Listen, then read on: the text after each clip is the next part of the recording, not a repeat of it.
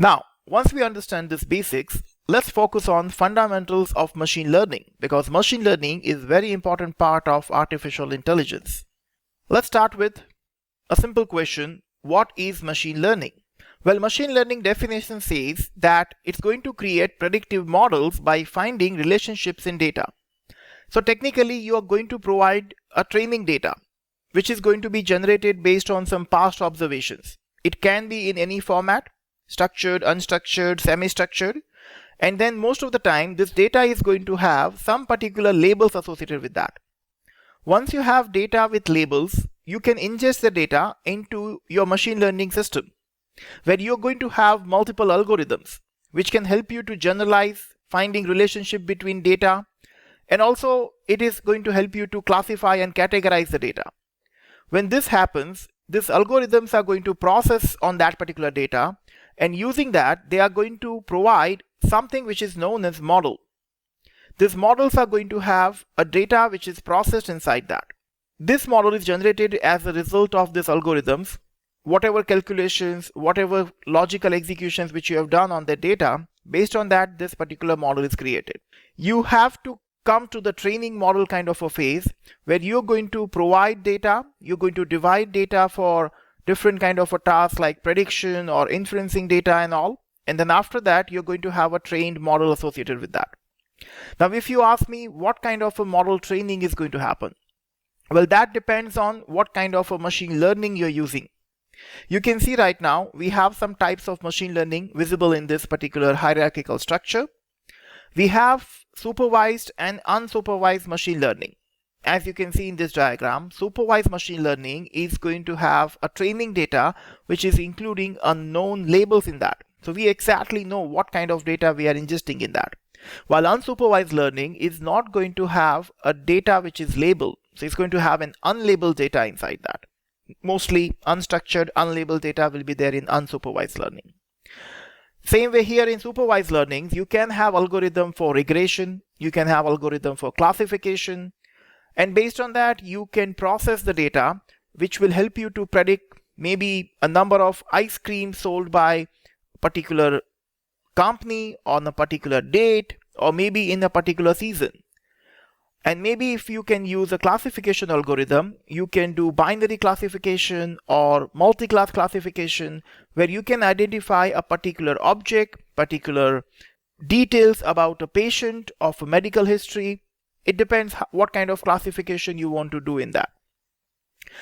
In the other hand, if you're using unsupervised learning with unlabeled data, then maybe you're going to use clustering kind of algorithm, which is going to group similar kind of items based on that.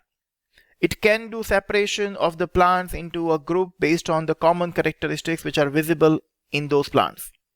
Now, which algorithm you're going to use for your machine learning, what kind of data you're going to provide in that, this is something which is always going to change. And that is what a machine learning engineer is going to decide. But remember, if your model training is proper, if your machine learning is going properly, then only your AI applications can give you a perfect organized result. Now, how exactly this model training is working and how it can evaluate inside that. Let's focus on that. As you can see here, we have 1, 2, 3, 4, 5 steps here. Each step is showing you what exactly machine learning and model training is going to do. Step number 1 is we are going to split the data into training set and validation set. Mostly it's going to be 70-30 or 80-20 kind of a ratio, where we are going to use 80% of data for training, or maybe 20% of data will be used for validation, so that we can check whether the model training happened properly or not. In step number 2, we are going to apply an algorithm to fit the training data into that particular model. When this happens, we have to provide a proper algorithm. Then only the model training will happen properly. Suppose if the model generated from particular algorithm is not proper and not giving me executed proper output and predictions, I can change the algorithm and I have to retrain the model. Step number 3 is going to give you a trained model encapsulated the relationship in your data. So when you have provided your labeled data, it is going to create a relationship between them. And this is going to be a much more organized data in step number 3, and that's why we call that model. Step number 4 is going to use that model, which is generated based on step number 3, and is going to generate predictions from the validation data. Now, this step number 4, which is going to generate predictions based on the validation data, can be having issues inside that, or it can be proper. This is something which you can do based on the evaluation, and that's the reason step number 5 is there, where we use evaluation metrics to compare the predicted data versus actual labels which are supervised in that, or maybe the measure cluster separation kind of thing which is happening with the unsupervised data. Depends upon what algorithm you have done.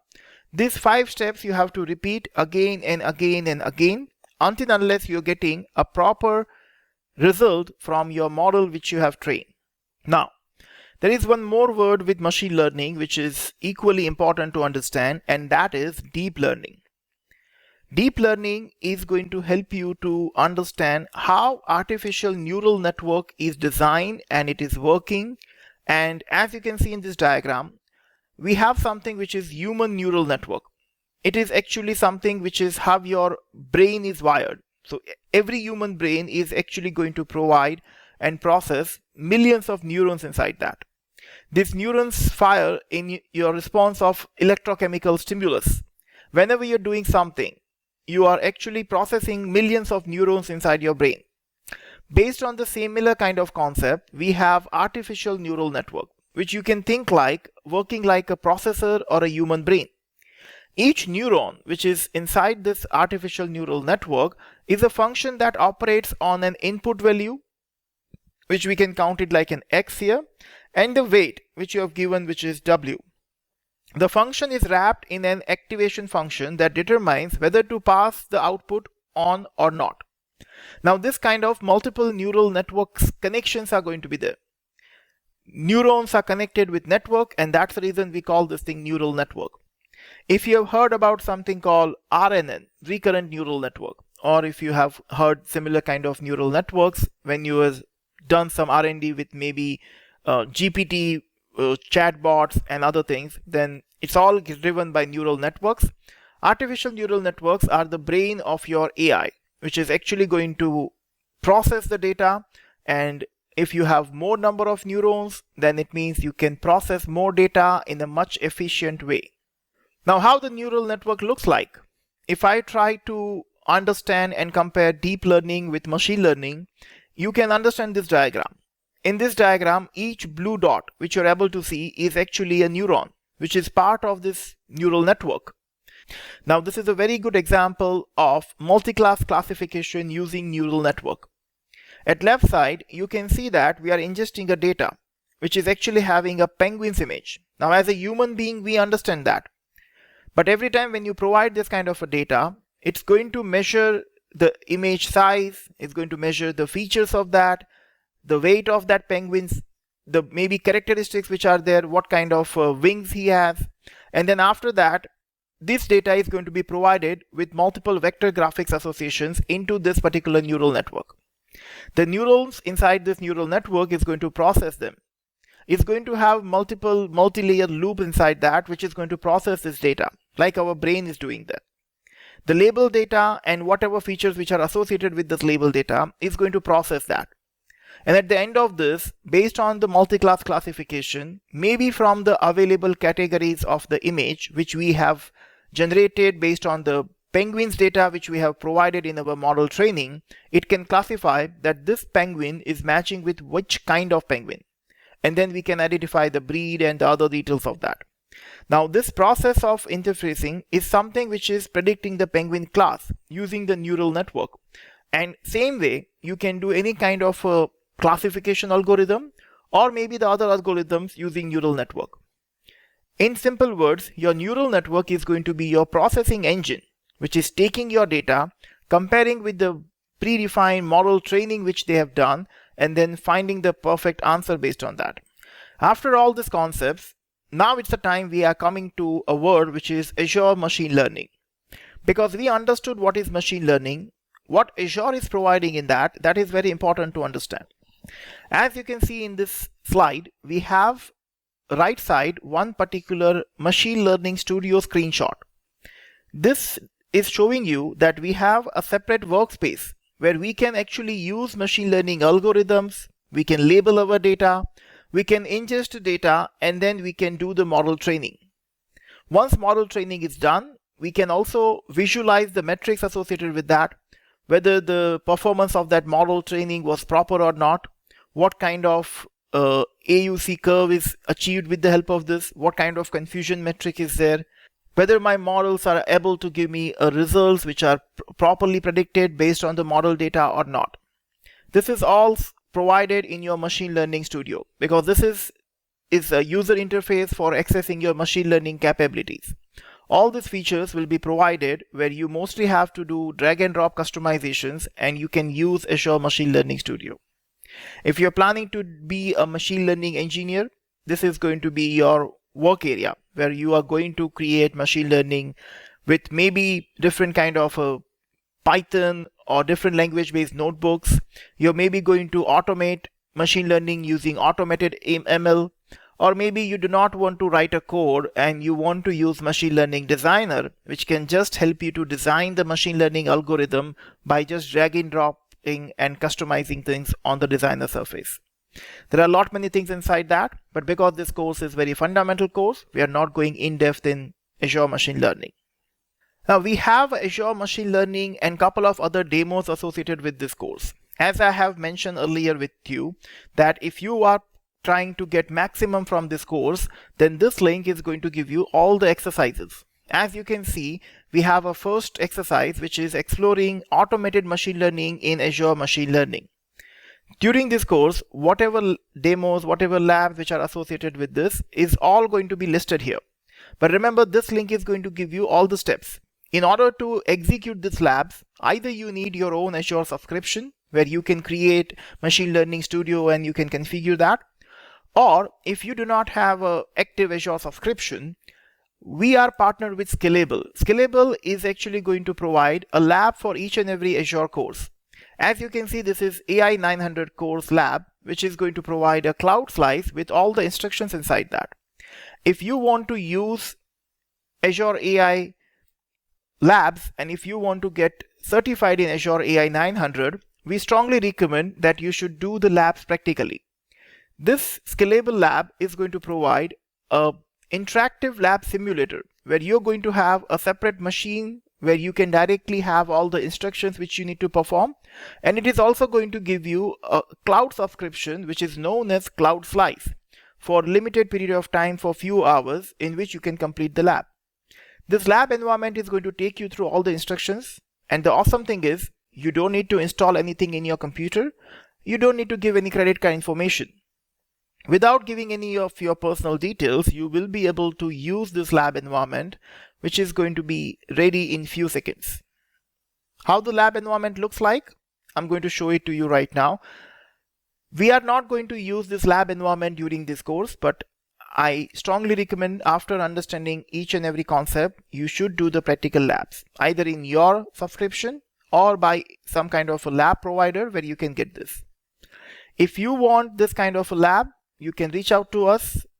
We can provide this kind of a lab as we are partners with Scalable, but these labs are going to be chargeable basis, so you have to pay the fees according to the lab environment which you're choosing. Now as you can see, my lab environment is loaded, which is always going to have two different sections. The left side one is a virtual machine kind of a computer where I can log in and I can provide the details, like it's giving me the password here. I can provide the password. I can log into that computer, which is going to be my lab environment. And then right side, you can see they are giving me an Azure subscription with something which is known as Cloud Slice.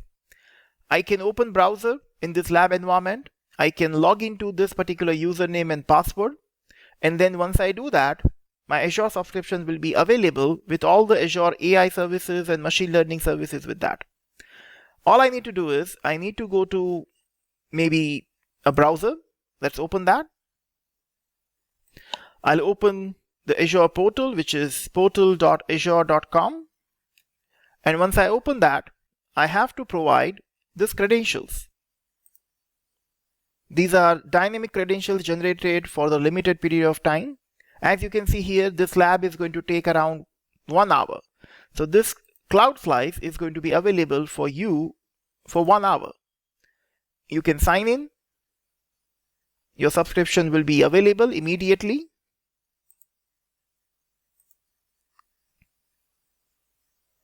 Like this.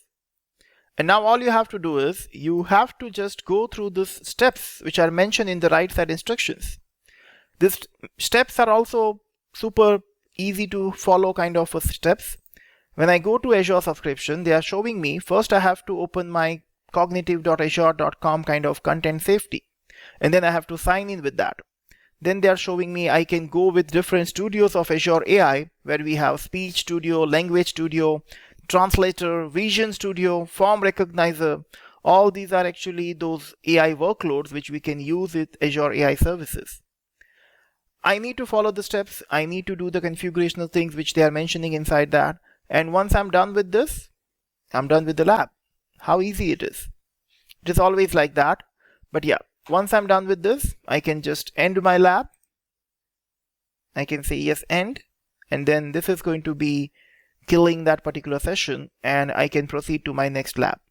With AI-900, this kind of multiple labs are there. You have total 6 different labs with 1 hour durations and all. And then you are going to have some practical assessments at the end of this. We strongly recommend if you are going for a certification exam, you should do these labs. And even if you're not going for certification exam, you should try the labs with your own subscription or with the lab environment, where you should understand how to write a logic associations, what kind of things we can do with image analysis, face detection, or maybe we want to do something where we want to explore speech studio and we want to generate an output which can be giving me an output in a speech format with different voices. All these customizations are very interesting and very important to learn.